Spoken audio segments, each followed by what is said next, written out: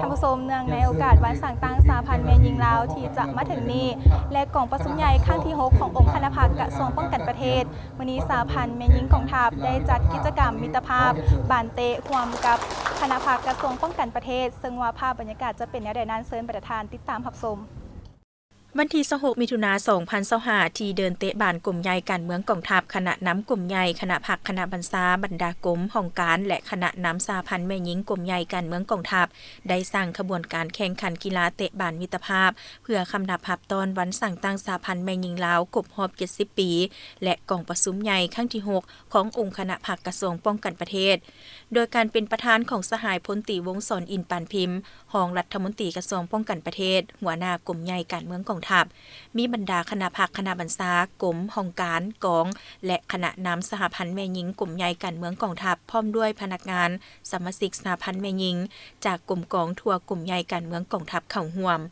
สหายพันเอกบุญเพ็งแก้วนาทีรองหัวหน้าห้องการเมืองกลุ่มใหญ่การเมืองกองทัพคณะรับผิดชอบจัดการแข่งขันได้ผ่านบทรายงานการกะเขียมดำเนินการแข่งขันกีฬาเตะบานมิตรภาพให้ฮู้ว่า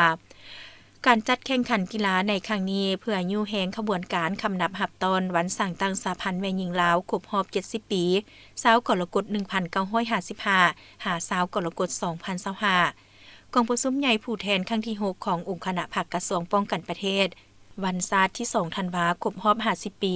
วันคล้ายวันเกิดประธานไก่สอนพรหมวิหารครบรอบ105ปีให้มีบรรยากาศฟดฟื้นแข็งแรงและต่อเนื่องเพื่อเป็นการเพิ่มทวีความสามัคคีระหว่างคณะผักคณะบรรษาและคณะน้ำสหพันธ์แม่หญิงทั่วกลุ่มใหญ่การเมืองกองทัพให้มีความแน่นแฟ้นขึ้นตืมมีจิตใจเบิกบานม่วนซื่นมีสุขภาพแข็งแรงและเป็นการแลกเปลี่ยนบทเรียนซึ่งกันและกันซึ่งนักกีฬาที่เข้าร่วมแข่งขันในครั้งนี้มีทีมเตะบานเพศชายคณะน้ำกลุ่มใหญ่คณะผักคณะบรรษาห้องการและทีมเตะบานเพศหญิงคณะน้ำสหพันธ์แม่หญิงกลุ่มใหญ่การเมืองกองทัพโอกาสนี้สหายพลตรีวงศรอินทร์ปานพิมพ์ได้มีคำเห็นและเน้นหนักให้คณะรับผิดชอบจัดการแข่งขันกีฬาทุกภาคส่วนต้องเอาใจใส่ติดตามการเคลื่อนไหวของการแข่งขันกีฬาครั้งนี้ให้มีบรรยากาศเบิกบานม่วนซื่นมีเนื้อในและได้รับผลสูงทั้งนี้เพื่อแนะใส่ให้นักกีฬาทุกคนมีความสามัคคีกันอย่างแน่นแฟ้นมีน้ำใจนักกีฬาฮู้แพ้ฮู้ชนะในเกมการแข่งขันพร้อมทั้งกล่าวเปิดขบวนการแข่งขันกีฬาเตะบานมิตรภาพอย่างเป็นทางการผลของการแข่งขันทีมสหพันธ์แม่หญิงเอาชนะทีมคณะน้ำกลุ่มใหญ่การเมืองกองทัพด้วยคะแนน6-4